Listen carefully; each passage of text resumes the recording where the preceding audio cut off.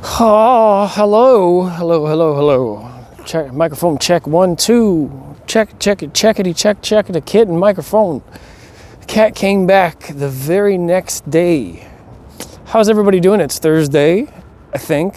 I think it's Thursday. I said happy hump day to somebody yesterday, so I guess that counts. I guess it's the third Thursday. Thunderdome Thursdays. Yes, it is still cold as balls. I don't know how that's a factor, because why would somebody... Anyways, I'm breaking down metaphors. Yeah, it's still cold and very windy, so I've got the wind to my back right now. I figured I'd start this little vloggy schmog a little bit early, and we'll get it going, because I missed a couple of days, and I don't want to keep doing that. So I'm back at it. How's everybody doing? I hope you're doing well. Doing something productive, something exciting, something that makes you smile or happy, or maybe something that pissed you off extremely, but you learned something valuable. How's that one? That happens often. Isn't it like the most valuable things that we can learn in life often leave the deepest scars? What's up with that? Why can't you learn something like sort of like shallow and emotional? Right? Like it's super useful, you learned a lesson, but like it's only like a paper cut versus getting your leg broken. Why is all the most serious shit gotta feel like you just got curb stomped? Thanks, nature. I really appreciate throwing me through the ringer just to learn something. That's fantastic. Got an awesome method there. So I guess I'm gonna call these thoughtful Thursdays. You can put some perspective on some things, pick apart some analysis, breaking apart things. What did I think of lately? There was something I mentioned to somebody. I'll pick at momentum. Momentum is the kind of thing that affects like habits. Habits are built on momentum. If you have a habit of waking up early, even on the weekend, you'll still wake up early. Your body will trigger and react, and then you'll get up early. And you're like, God damn it, why can't I sleep in? Because of your momentum. The same thing happens with like certain triggers or moods or things like that. Like you'll walk by a certain area and you'll just feel like going for Tim Hortons. Like coffee in the morning is the habit. But so is like feeling negative or responding negatively. If that's how we've handled things before, there's a good chance it's going to continue to happen that way until you like stop, like really sharp like change or something like that. Something to break the momentum, you know what I mean? Breaking a good habit seems to be pretty easy. Breaking bad habits seems to be fucking impossible. Again, thanks Mother Nature. Nature, let's not genderize nature, just nature. Just nature. Nature with a capital N, because it's a pronoun. Nature.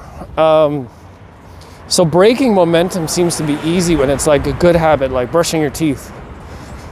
Brushing your teeth should not even be like a habit. Brushing your teeth is like a routine. A routine can sometimes not be a habit. Like the way you tie your shoes. Once you learn how to tie your shoes, your laces or whatever it is, tying them that same way is no longer a habit. That's not what I would call a habit. That's like muscle memory. It's like automatic. You don't make a habit. Well, I guess you can kind of... Some spouses will argue that flushing the toilet after you're done might be, or putting the seat up or down after you've done might be a habit or not, or muscle memory. There's an argument there.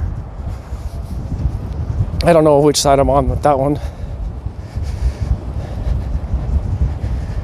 Yeah, that's something. But yeah, feeling down, feeling negative, say I have a saying that whatever you feed grows.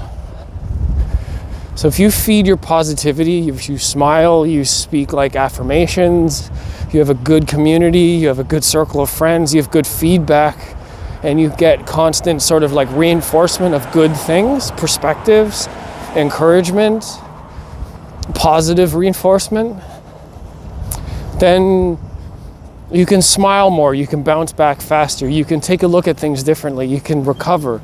But if you don't have a good network or feedback, or the only feedback you have is like a cycle of failing, or think that failing is, I'm gonna bring this one up. I thought this the other day, but like failing is the end, or you're no good, and then each fail you take it personally, and then you've got like no network to pull you out of it. That cycle of thinking negative grows and builds like a momentum. You just stay in the same circle. This is an opinion of mine. If you grow positivity, that continues to excel and grow, and you can share it with others. But if you allow negativity to grow, then it keeps you locked in this cycle of doubt and fear and insecurity and remorse and all these other sort of like negative feelings. So you got to do something like shocking, or when you get like a sliver of success, you have to fight back that momentum of negativity and like acknowledge like, yes, like I did do something successful today. I did do something that was good. Acknowledge it as being good and like break free from that cycle. But I mean, even when you're really good all the time, sometimes you just want to do something bad. You'd be like, I've been going to work every day this whole week. Maybe I should skip Friday. No, go to work. If you can go to work. Be essential. Never mind, I'm not going there.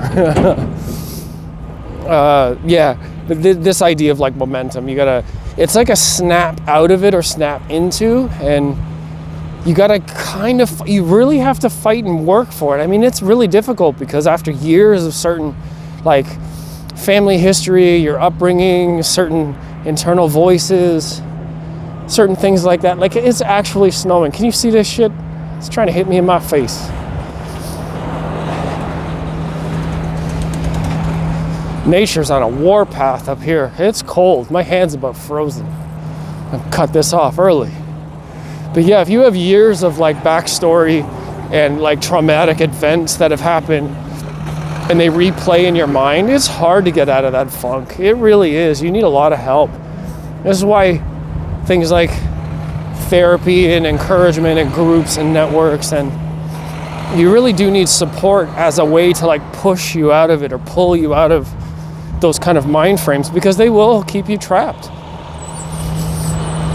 So say for instance, my recent audio purchase was based on like a momentum of my life, despite kind of where I've been and my thoughts and my ego and trying to settle everything out, balanced.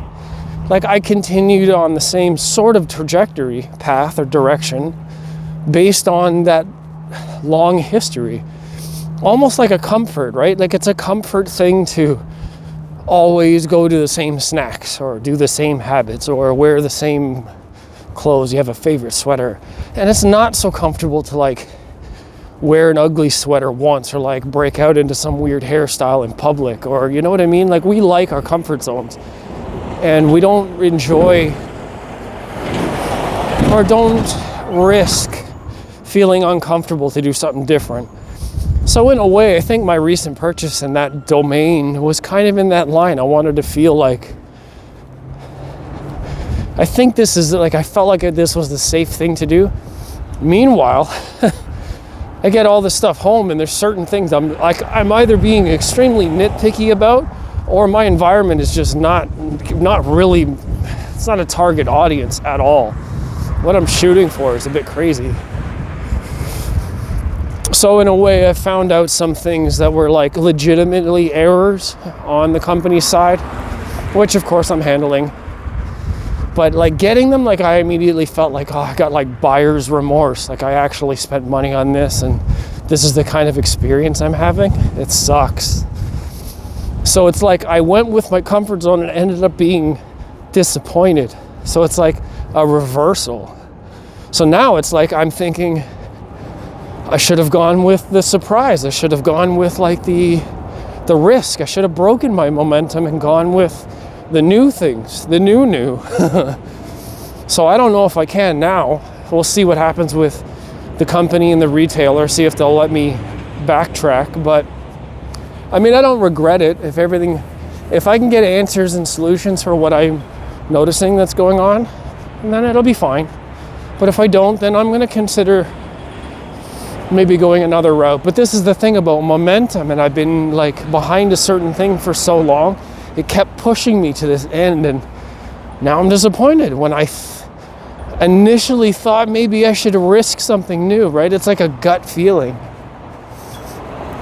So like this whole thing about momentum, just put it in perspective. I think I'm sharing this with you, and maybe you share your thoughts with me about what you've been through and how it affects your decisions and how you feel about stuff. And when it comes to these sort of like critical yes or no or fork in the road type of things, are you like Robert Frost or are you like Jack and the Beanstalk? I don't know how the fuck Jack and the Beanstalk fits in there. Just pretend it makes sense, okay? Do me a favor.